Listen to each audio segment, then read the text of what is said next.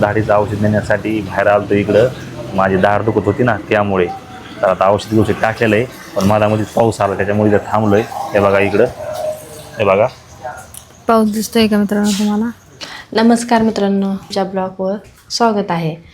आणि मित्रांनो, आता आम्ही जरा सकाळी लवकर उठलो तर आणि लवकर आवरलं, ते पण कशामुळं तुम्हाला सांगते. त्यांची दाढ दुखती बघा, थोडं आम्हाला बाहेरगावी जायचं आहे. त्या गावाचं नाव काही मला माहीत नाही, पण त्यांची दाढ दुखती ना, त्या दाढ तिथं गेल्यावर नका ना औषध टाकते तर आणि त्याच्यातली आळी निघती.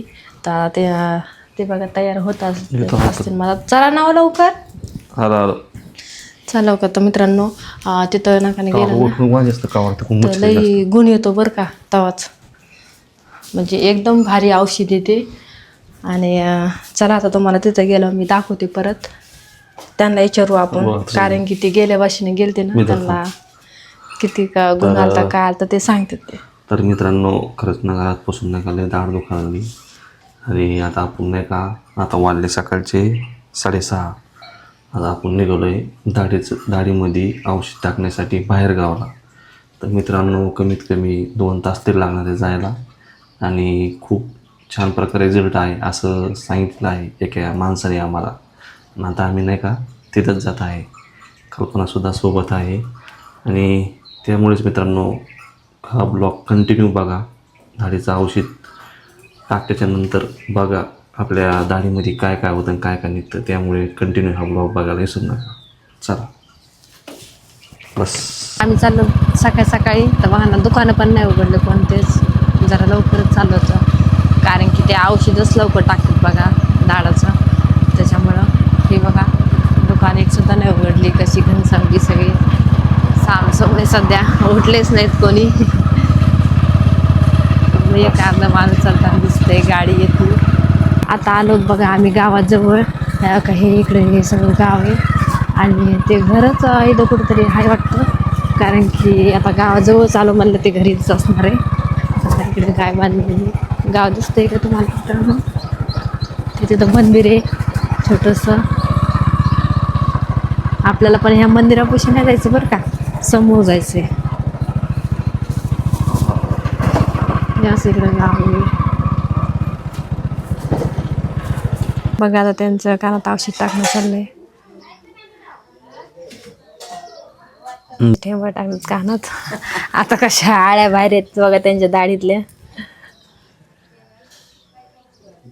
आग होती का? नाही आग नाही होत बाबा, असं आहे का? उलट गार वाटते.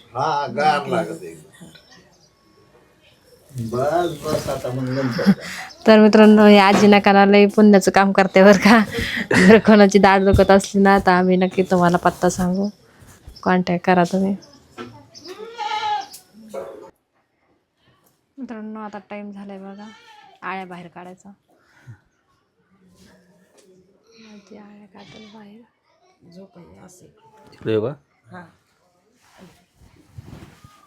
आता परत दुसऱ्या कानात टाकायचंय वाटतं. उठू का? हा इकडून दुखते.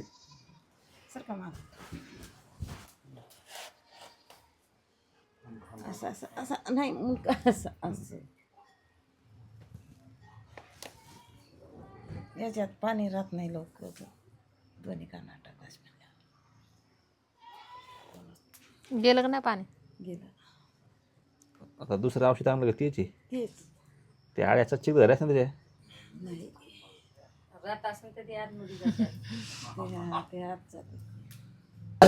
तर मित्रांनो, आता दुसऱ्या कानातल्या बघा औषध बाहेर काढणं चाललं.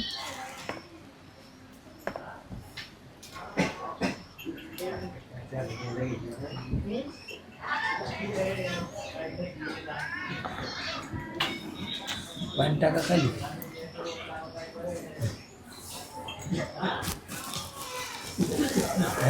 हो का? असं हे गोळ्यातले ते कानात जाईल त्याची वाटत उठा. तर मित्रांनो, झालं बघा आता पाणी. हो काय नाही, त्या दाखवतात तुम्हाला आळ्या किती निघतात. तर किती गोड खाल्लं यांना बघू. जेवढं गोड खाल्लं का तेवढे आळ्या निघते बघून. घ्या तुमच्या हातात.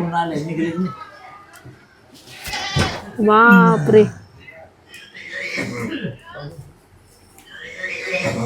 एक दोन बापू एवढं गोड खाल्लं होतं तुम्ही.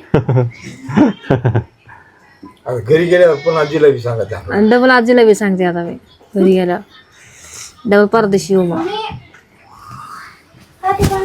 पाय बरं विश्वास येत नाही माणसाला.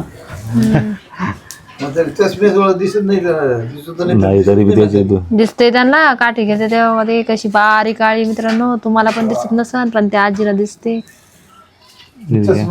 ही आळी नेमकी तयार होईल होती बरं का बारीक आहे सुईवानीच. एवढ्या आळ्या पाळ्या का हो तुम्ही दाढीमध्ये. 5 ते आळी आहे का आळ्याचे नाही हे बे. हो केवढी ती 2 आहे वाटतं. हे एक आहे, हे 2 आहेत आणि 2 5 झाले ना आता. बापरे. ह्याच काय नाही कशी जास्त मावशी ते. पाहून दुसरीकडे असतो.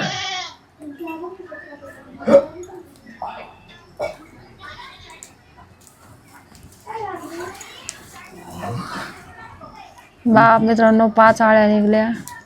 मागच्या वेळेस 5च निघाले बरं का.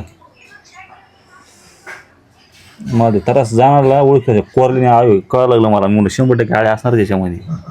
म्हटलं चला आता नाही का गोड नाही खायचं रे बाबा. तरी मी 3-4 दिवस गोड नव्हतं खाल्लं. मित्रांनो आता यांना गोड खायला जमत नाही बरं का.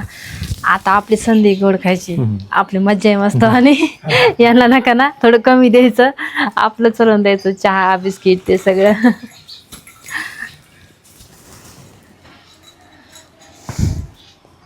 मित्रांनो आता यांना सांगा चहा बिस्किट घेऊ नका म्हणून. चहा गोड बिस्किट गोड नसतं पोरांना सांगत येतं स्वतःच. अजिबात घ्यायची नाही आता खरंच खायचंच नाही बा, काही हो. बघू ना किती दिवस. आता नाही वाटत. इथं काय दिसतंय हे इथं खाली आहे. आई राव, एक काढ टप्पी. या दुसऱ्या कानातली. इकडचे असं ते. बापरे एवढ्या आळ्या पाळ्या करतो मी. लोक शेळ्या ढोरं ते सांभाळते तुम्ही आळ्या सांभाळायला लागला तर. हे पण काही कामीच नाही. शेळ्या ढोरं सांभाळते त्याचे तरी पैसे देतात. हो ना राव. हो हा आळीची येते मी येते आळी. मगाशी ती ह्याच्यातली.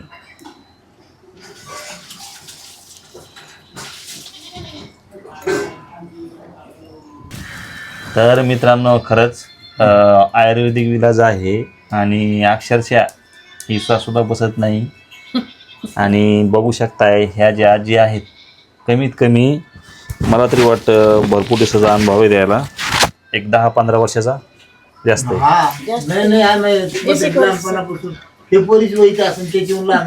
तर कल्पना जसं वय तसं तेव्हापासून नाही का ह्या आजी नाही का भरपूर असं सेवेचं काम करतात मित्रांनो. आणि विश्वाससुद्धा येणार नाही तुम्हाला. हे बघा झूम करून दाखव इकडं. याच्यामध्ये माझ्या दोन्ही कानामध्ये जवळपास 5 ते 6 आळ्या निघलेल्या आहेत मित्रांनो. आणि ह्या दाढीमधल्या आळ्या आहेत बरं का मित्रांनो. हे बघा. आणि खरंच आपण जर डॉक्टर लोकांकडे जर गेलो तर तुम्हाला दाढ काढल्याशिवाय पर्याय नाही. पण त्या आजीकडं नाही का तुम्हाला सांगतो आयुर्वेदिक विलाज आहे. खरंच खूप पुण्याचं काम करतात. तुमच्या मनाने काय जी दक्षिणा द्यायची ते देऊन टाका. त्या म्हणत नाही की एवढी द्या तेवढी द्या. तुमच्या मनाने देऊन टाकायचं मित्रांनो. असा हा खात्रीशीर इलाज आहे. आणि बघा हे आयुर्वेदिक औषध आहे. औषध आहे मित्रांनो. 4-5 आळ्या निघलेल्या आहेत. आजी केव्हापासून करता तुम्ही? 20 वर्षापासून करतात बघा. खरंच खूप भारी आहे. ह्या बघा आळ्या. माझी इथं दुसरी वेळेस यायची. मागच्या वेळेस आलतो त्यावेळेस मी 5 ते 6 आळ्या निघल्या होत्या. त्यावेळेस आलते का तुम्ही? त्यावेळेस जरा ठोकर आळ्या होते जरा बारीक आहे जरा लवकर आले तुम्ही. तर मला थोडंसं तकलीफ होऊ लागली तर मला 100% आळी असतानाच. पण आता आपण आता काय करणार गोड खाणार नाही त्याच्यामुळे आता सहसा आळी तर होणारच नाही.